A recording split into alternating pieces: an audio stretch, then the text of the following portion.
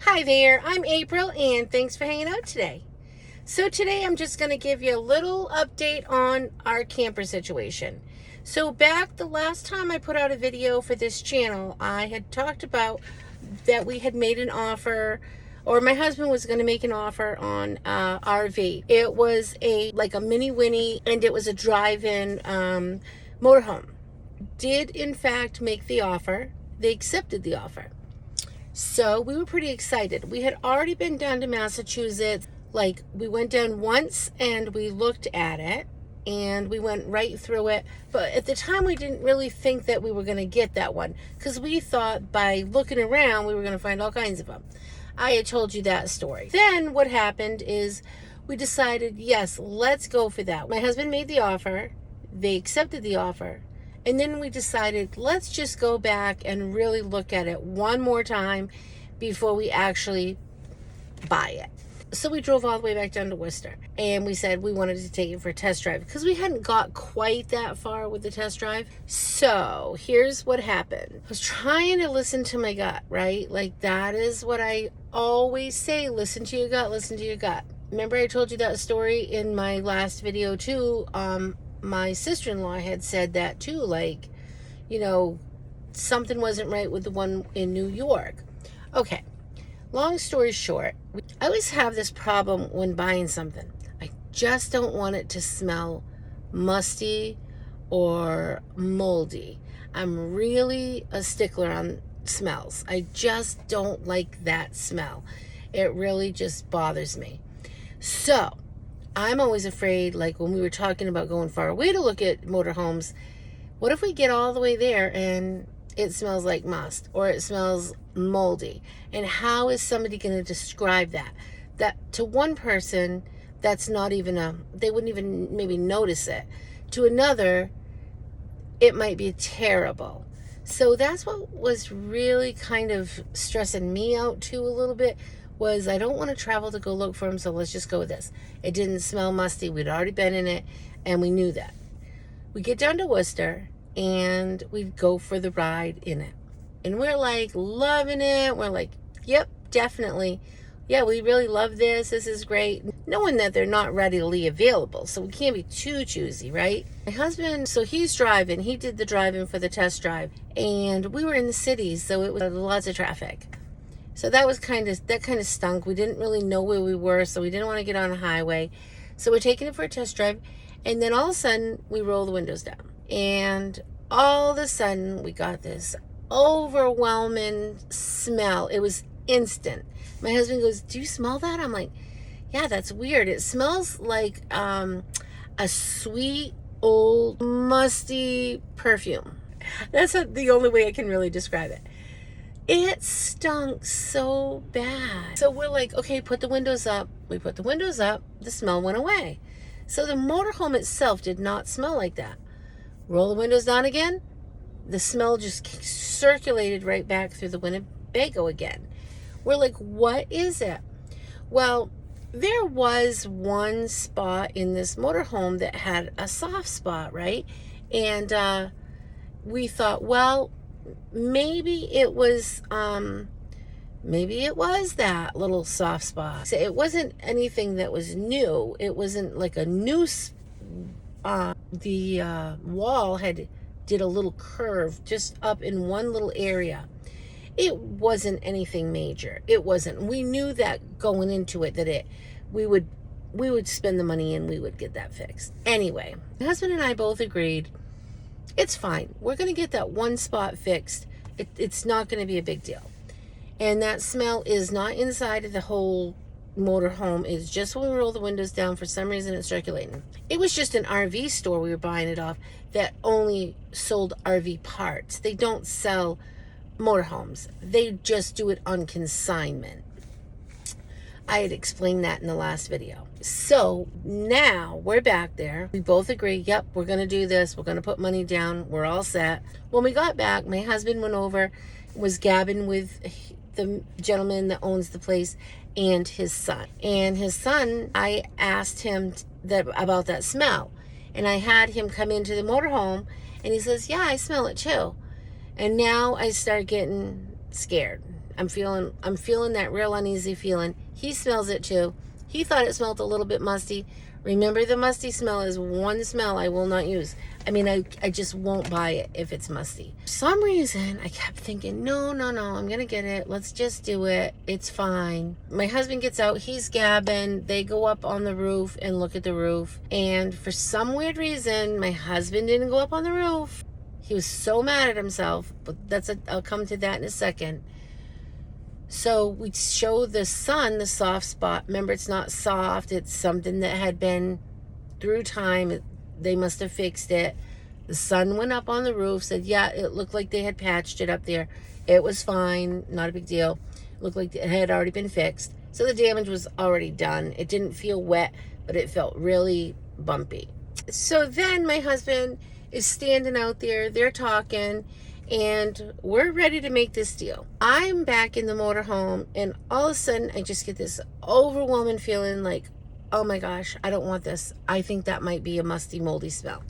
I can't have this. I start thinking, oh my goodness, it's so strange how everything was a go until we rolled the windows down, and this is what we wanted, and what to do, and should we or shouldn't we? I have so many thoughts going through my head. And then I felt like, oh my gosh, this is definitely a sign. Like, don't buy this. That was a sign for sure. You're ready to buy it, and then all of a sudden you get that filled right up, overwhelming smell. So I'm in there in the motorhome all by myself, and I'm just like, honestly, I'm just like, dear God, please just tell me, is this a musty smell? Should I get this? Let me know. Just tell me what the smell is. Just tell me what the smell is. I'm praying and praying. Like, I just need to know what the smell is. Do we go forward or do we back out? So I'm feeling yucky about it. I'm decided I'm going to walk right out there, and I'm going to step out of this motorhome. I'm going to walk right over to my husband, and I'm going to say, we're not buying this. Even though he's out there telling the guy, yes, we are buying it. And the man had called me while we were on a ride and asked if we were buying it. And I'm like, yeah, we're buying it. We love it. All right, so I get out. I'm heading right towards my husband. I'm going to say, we're not buying it. I'm sorry, we're not buying it. And all of a sudden, it just came in my head like, wait a minute. They were winterizing this morning, and they were, unwinterizing it. They were going to rinse out all of the antifreeze and stuff that they had winterized it with. So they had done that in the morning, and I knew that because the sink had some water in it.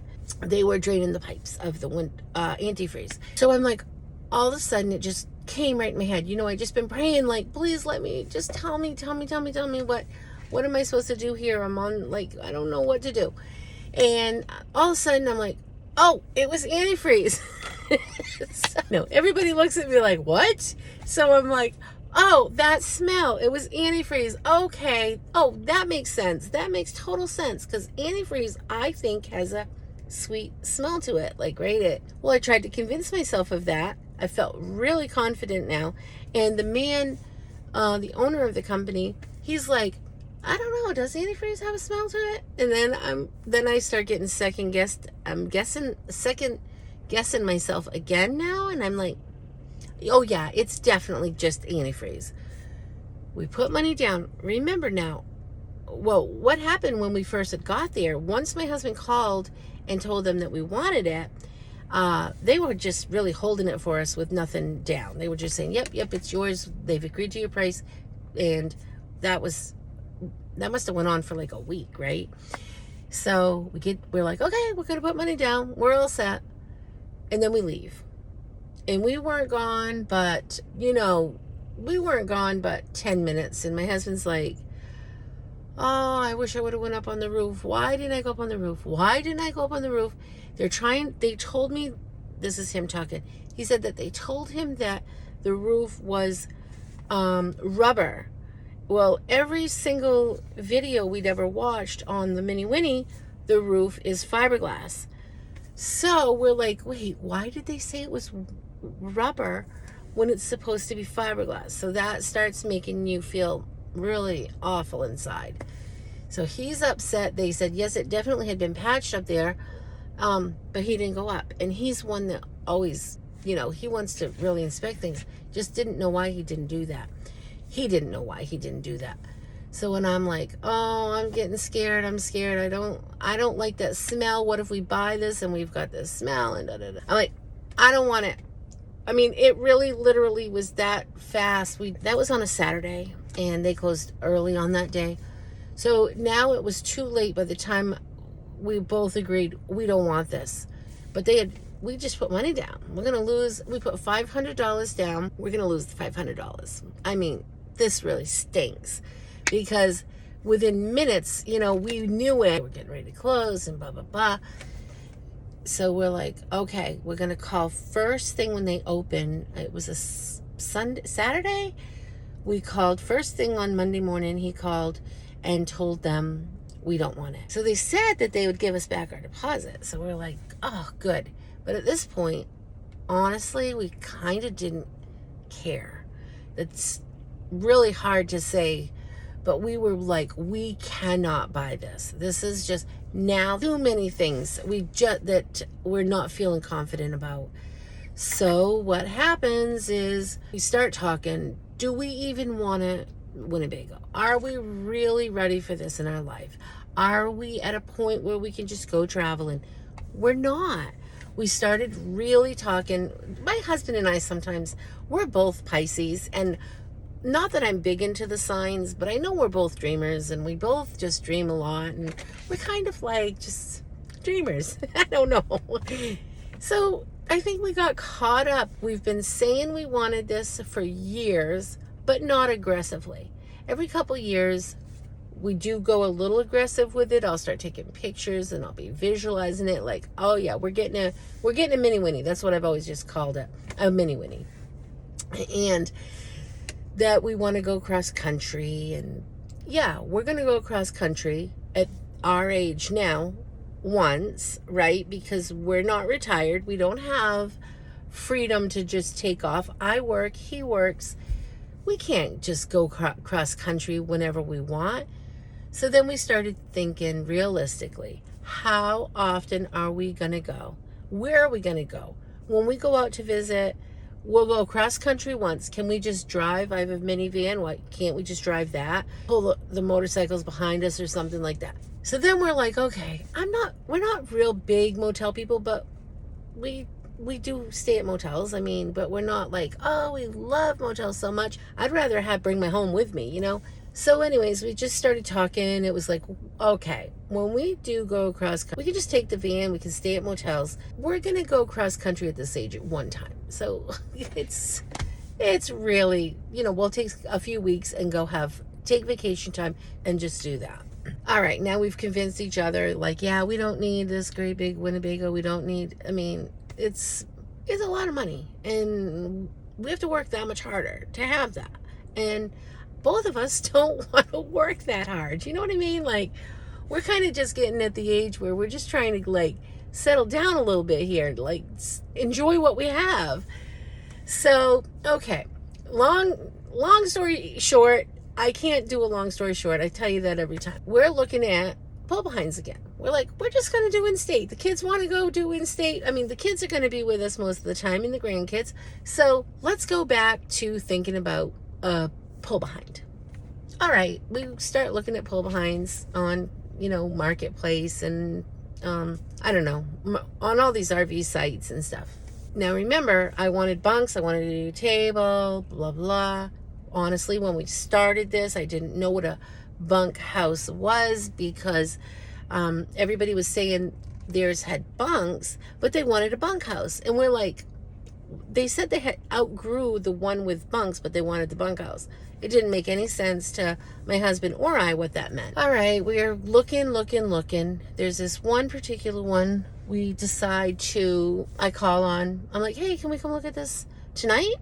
And they're like, sure. Now remember, this is a fraction of the cost of the motorhome. So everything was just going back in this other direction of living within our means, and you don't have to inspect this, you just register it. It's just going to be cheaper. The insurance is going to be cheaper. The repairs will be cheaper. You just pull it behind, something we thought we didn't want to do anymore. Well, we're looking. I make that appointment. We're going to go look at one that night, and I send it to my husband because he had sent it to me first, and then I said, yeah, let's go. And we were making another quick decision because we just are tired of looking at motorhomes and our, campers. So we get, he says, nah, I think it's too small. It was a 26-foot one.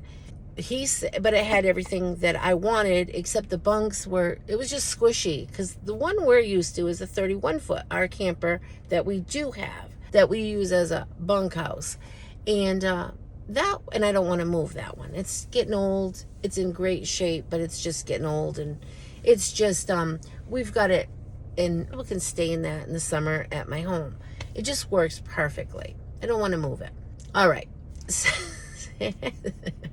I'm sorry. I make this story so long. All right. We're going to not go look at that one. We don't want one too big. Let's try to look for one the same size as ours. I love our camper. We have bunks, and it's 31 foot, and it's just absolutely perfect, like size-wise. I would love to have that. Oh, and it's an open layout, and I just always have loved our camper so much. All right. My husband's sending them to me. He's blowing up my phone. I mean, I must have got 20 right in a row.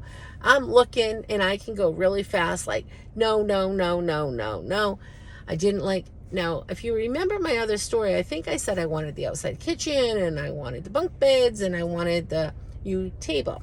And I didn't want it to be very old. I didn't want it to be too old. At this point, we'd gone through so many different scenarios. All of a sudden, this 2016, I think it's a 2016, pops up. He sends it to me. It's back in Massachusetts, and it sounds perfect. It's only been used 3 times. It's just like new. I mean, they only used it 3 times, and they bought it as a leftover in 2017. So they used it 17, 18, and 19, and they went 3 times, not very far from their home. They went to a beach campground, and I'm like, that's the one. He sends it to me. I'm like, that's the one. He agrees, that's the one. It had every single thing we wanted: the open layout, the bunks. This one had a bunkhouse. So remember, we didn't know what a bunkhouse was. We were used to bunks, but people were saying they outgrew their bunks and needed a bunkhouse. Well, this one had a bunkhouse. This one had the U-table. It had the TV where I wanted it. It had that everybody can watch TV at the same time if we're camping and we're at a place where there's power. It had the sink and everything on one wall, so it's just wide open spaces. Absolutely perfect. And it had the outside kitchen, if I didn't already say that. Oh my goodness. It's down in Massachusetts. Problem is, it's really long. It's a 35.6 feet long. That's with the hitch. So it's like 4 feet bigger than our other camper, which my husband has a big truck, so that's not a problem of pulling it.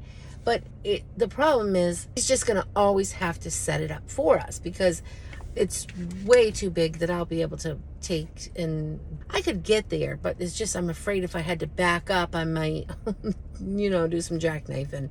So he can always just set us up and leave us. So anyways, back to the story. He gets a hold of the person. Can you please call me? So again, my husband's Facebook he kind of looks like a creeper, because he doesn't have any friends and he doesn't have a picture. So he looks kind of like a fraud or a scam, maybe. I don't know. I wouldn't respond to him. I would not respond to him if he messaged for a Facebook, because I would be looking up to see who they were, right? And he just has a Facebook because he likes to look at Marketplace. So that's in his work stuff. He likes to scroll through that. So anyways, I'm like, oh my gosh, I don't know. I hope they're going to call you, because they're going to go check out your Facebook first. So we had this problem with the one in New York too. And so anyway, she said, my husband will call you when he's on a break. Well, it's noisy at my husband's work. So he said, hey, text that lady and tell her to call you. So I get a hold of her, and I said, could you have your husband call me, because my husband's not going to be able to hear, and maybe he won't hear his phone, and we don't want to miss this call. It's very important. We really are interested. Well, wouldn't you, because they had just put it on the night before. But for some reason, we just saw it at, it was in the morning when we saw it. Okay, so now what happens is her husband calls. I get all the information. This is a Thursday morning. Our town office is not open on Fridays. If we're going to do this, we have to do this today because it's going to be sold and we're not going to be able to get it home. And, there's just a lot of just things that got to fall into place. The husband calls me, tells me all about it, gives me I said, okay, we're going to come and see it, but we're pretty sure we're getting this. So I'm going to come with plates. I'm going to come with, put the insurance on it. I need to get the money to you, blah, blah, blah. So I got to go to the bank. I got to go here. I got to do this. I got all these things that got to all go down. And everything has to fall into place or it's not going to happen on that day. So, okay, they know we're interested. Now, they said they had a lot of calls, but nobody called back. So, and nobody was like as aggressive as we were. We're like, we're getting the plate. We're doing this. We're doing this. Because I can go get a transfer plate for $13. And I had already done that one for the one in New York. I'd got the transfer plate thinking we were going to New York to get one at one time. So I kind of already knew the whole process. So I get the transfer plate. I leave. I get the transfer plate. I run to the bank. I get a hold of my insurance company. Everything is a go. I have to pick my husband up at his work. So we were down in Mass at like 3 o'clock, I think, in the afternoon. I mean, everything went like fast. Everything happened fast. And that was like a 4-hour trip to get down there. Now, remember, this is our third time down to Mass. This was right outside of Boston. So, or just before we hit Boston. They were 20 minutes from Boston. And so we get down there and we're driving, and it was a fine drive. I'm very familiar with it because aside of us going down 3 times lately for the campers, I had been down 2 other times because I went to Great Wolf Lodge 2 different times just before that. So all the same roads, same area. I've been down to that area of Mass 5 times within like a month and a half. So I'm very familiar now with that whole section of Massachusetts. All right, we get to the people's house, but before we get there, we have to drive. Our GPS brought us up into hills of neighborhoods. It reminded me of San Francisco. I think San Francisco, I've never been there, but on the shows I've watched, it's all hills, houses all up on hills, like wall-to-wall houses. Like there's no space between each house, just house, over and through hills and little tiny curvy roads. Almost looked like a little beach road. It wasn't. There was no beach there, but that's kind of what it looked like when you're on I call it like an ocean road, right? They're all like this in the little towns. So it reminded me of that. Well, luckily it brought us down into an open area that was not so hilly, because we're like, well, we're never going to be able to get a camper up through these roads. What are we going to do? We're not going to be able to drive through here with a camper. Luckily, our GPS brought us the wrong way. We get down to some normal size road, and their houses were still really close together, and we were concerned how we were going to get. They had it on their yard, fenced in on the side of their yard. Anyways, we get there. Oh my goodness, you guys, it's absolutely perfect. This camper is so perfect for our family. It had every single thing that we had said from the beginning that we wanted, and things that we didn't even know we wanted, such as the bunk house. We knew we wanted bunks, but this had a bunk house, which means 2 bunks and 2 beds below that fold out. There's a TV. It's like its own room. It is so perfect. And it had like a door to the bathroom, so you can go to the bathroom without going through the whole camper. That is so perfect. So everything just fell into place. And Paul and Lori were the owners of this, and they went through it with a fine-tooth comb with us. This thing is immaculate. It was just like brand spanking new right off the factory. That's how nice it was. Their kids had grown up, so they didn't need it. They bought it in 17. It just was perfect, and they were so nice and so kind, and we got it all. Just remember, this is 3 feet bigger than our other one. So my husband was a little bit concerned because maneuvering around corners and stuff, 3 feet's a big amount. And my husband's used to driving trailers, right? He's always had snowmobile trailers, and he's always hauled our 31-foot camper. So that's not the issue, but adding 3 more feet is really kind of a big deal. It's very noticeable. So, but here was the kicker. It was 2,000 less pounds than our other one. Let me tell you, once we got this off these people's lawn, they were all fenced in. They had to open gates to let us get through. And they helped hook everything up. And once we got around this one corner, because it's just outskirts of Boston, so you can imagine it's like there's a lot of traffic. Nope, everything just opened up for us. We got out. He was a little nervous at getting out. At the swing, how to get it swung back out. We get it out. We get right back on. It didn't take us long to hit 95, and it was just smooth sailing. My husband, you literally didn't even know you were pulling. Our old camper, we used to feel that little lag, like, you could feel that heaviness behind you. You didn't feel it. It pulled like nothing. We get home.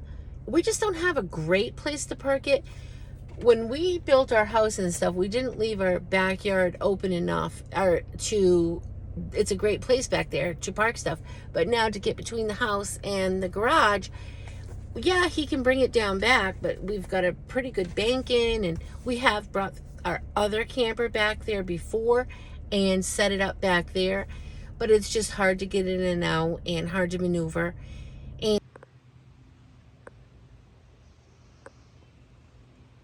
And we've decided we're going to put an actual pad up on our driveway and leave it up there. Put a pad right here. But I'm hoping that we're going to be camping a lot, and we're going to just go set up at different places, so it's not going to be home very often anyway. It's just going to go from one campground to another, to another, to another for the summer. So anyway, I'm super duper excited, and I just wanted to fill you in on that story. We've got our camper. We're going to get ready for camping, and I'm going to bring you guys along for the ride. I'm going to attach a couple of pictures here so you can see it. My husband actually said the other day, he goes, that probably wouldn't be bad bringing with us either. That probably wouldn't be that bad of lugging that camper if we did go out of state. So we'll see what happens.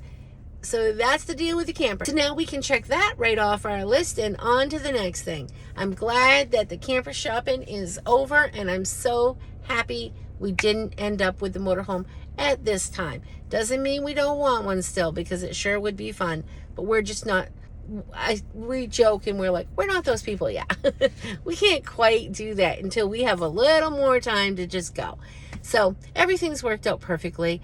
I always feel everything works out just the way it should, and I feel that way now. I feel real happy with our decision. All right, that's it for today, guys. Thanks for hanging out today. I will be back real soon with lots more videos. I'll see you next time. Remember to keep it simple. Have a great day. Talk to you soon. Bye.